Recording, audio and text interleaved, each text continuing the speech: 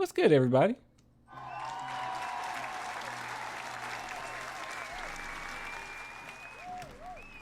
Okay, that was so stupid. Okay, what's good, people? It's your boy Clan, the Spurs fan.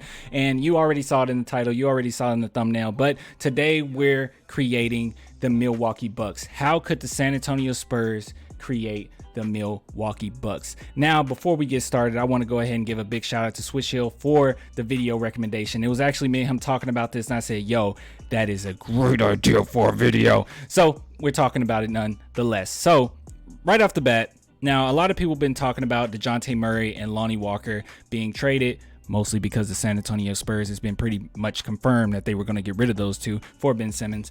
But for the purpose of this argument, we're going to really need DeJounte Murray if we want to make this build, okay? And you're going to see soon. So who do we have to get rid of? Obviously, I kind of spoiled it already, but you're going to need Ben Simmons. He's going to be your Giannis. We'll talk about it in a minute. But who can you give up for him? You will have to get rid of Derek White. For this build, you won't need a Derek White. You won't need a Lonnie Walker. You won't need a Jakob Poeltl. Now, obviously, these aren't guys that I definitely want to get rid of. It's just the reality of the situation. So if you're going to do the trade, these are the three guys, just to get this out of the way, okay? These are the three guys that you're going to have to get rid of.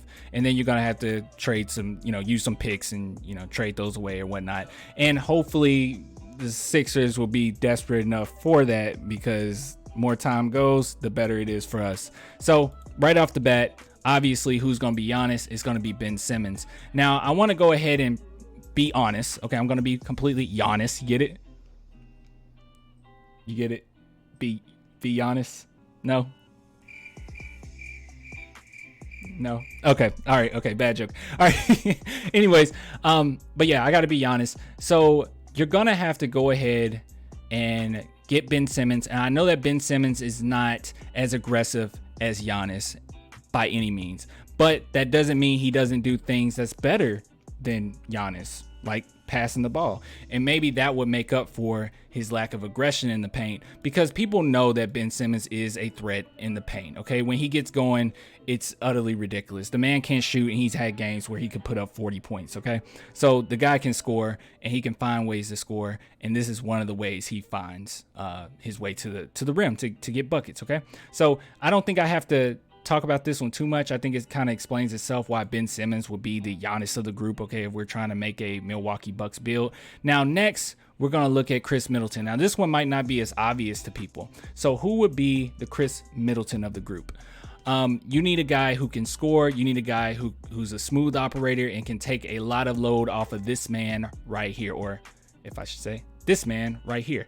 And that would be Devin Vassell, okay? Devin Vassell, even coming into the league, he was already compared to Chris Middleton. I've seen a few draft websites that said that he was like a Chris Middleton, and you definitely see it in his playing style. He's a guy who can score kind of at will, just a really smooth scorer, and he can put up quite a few points here and there. I don't see Devin Vassell down the line becoming a superstar.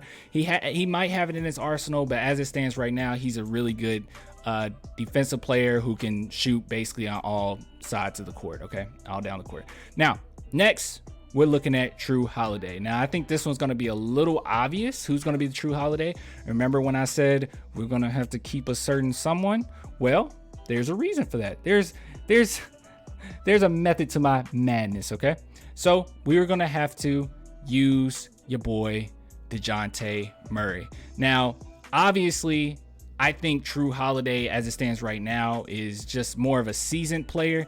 But with that being said, I think that these two have a lot of similarities as far as being a defensive point guard, as far as being a guy who can score in the paint. And honestly, I would argue that DeJounte Murray is actually more aggressive than Jrue Holiday. So what you're giving up from aggression from a Ben Simmons being the Giannis of the group, you would gain with a DeJounte Murray being the Jrue Holiday of the group. Okay, so Jrue Holiday oftentimes is not that aggressive, and teammates actually have to get onto him quite a bit to be more aggressive, but that's not the case with DeJounte Murray by any means. So DeJounte Murray would definitely take on that role. So next player that we're looking at, who's gonna be the PJ Tucker? I know PJ's like, me? Who, me? Yes, Yes, you PJ Tucker.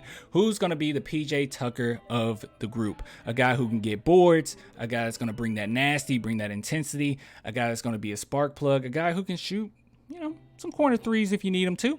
And that would be obviously Keldon Johnson. Maybe it wasn't that obvious, but Keldon Johnson. Keldon Johnson is definitely that guy. He energizes the group. Even Draymond Green said it himself that he energized the U.S. Olympic team, and he's definitely a guy who can take on this role. And I would argue that I think Keldon Johnson overall is a better player than PJ Tucker. Now, PJ Tucker is a bad man, okay? He's a bad man, but I think overall he's a better player than PJ Tucker, and both of which can kind of guard the 3, 4, and 5, and that's pretty impressive. Okay, now actually before I go into this next part, a lot of people kind of watch the first few minutes of the video and then they click off, so I'm going to give a little reward for those who stuck with me thus far. And that reward is you're going to be able to see me turn Super Saiyan, okay? Yep. You're witnessing it. I'm a Super Saiyan. Okay, I just want to play with my buttons. All right, let's get into it. So who's going to be the Patty, okay? Pat, I cannot say his last name, so I'm just going to call him Pat. We're going to call him Patty, okay? Who's going to be the Patty of the group? Now, you're going to need a guy that's just basically a pure sharpshooter, maybe not as athletic. You don't have to be as athletic, but who's that guy going to be? Obviously, it's going to be McDermott, okay? We just got McDermott. Pretty similar playing styles. I don't think I have to explain this too much. You're going to have to space the floor if you're going to get a Giannis, Ben Simmons. So that's just something you're going to have to do. Now, next, Bobby Portis. Now, I don't think this one's going to be as obvious, and I'm going to explain a little bit. Bobby Portis is a guy who can space the floor. I think he shot 2 threes a game, I believe. Pretty good percentage. Their bigs can shoot pretty good percentage from 3. And I think he was like 2.6 or 2.5 or something like that. But with that being said, you're going to have to have a guy who can just shoot decently well, big guy, decently well in the outside. And that will be Jock Landale, okay? Jock Landale is a guy who can shoot the 3 ball. He's not crazy great, okay? I'm not going to act like he's crazy great. But like I said, he can space the floor nonetheless. And Bobby Portis, he doesn't only space the floor, he also brings a little bit of that nasty. And Jock Landale is an Australian that brings that nasty, okay? Now, this is the one that's going to be a little controversial. Brook Lopez. Who's going to be the Brook Lopez of the group? Now, it took me a while to think of this, but I just have to go with your boy, of course, Luka, okay? Now, obviously, Luka Samanic cannot play as great defense as Brook Lopez, okay? I'm not even trying to imply that, but he can score nonetheless. Brook Lopez is a pretty good scorer. I think he shot, 4 threes a game or something like that? He 4 threes, and it was a pretty high percentage from 3, and he can definitely do that. Now, the question will be defense.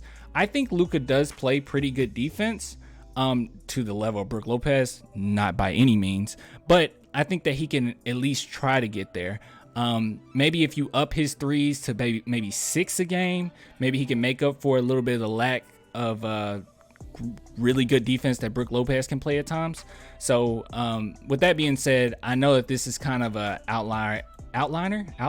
Which one is it? Outliner or outlier? I don't know. It's a little weird one, but it's one that I had to do. And when you're getting rid of Jakob, I mean, you gotta deal with the hands that you were dealt. Am I right?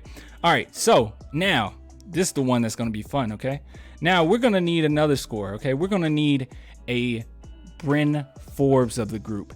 Now, who could be a Bryn Forbes of the group? Of course, it can be Bryn Forbes. I'm so funny.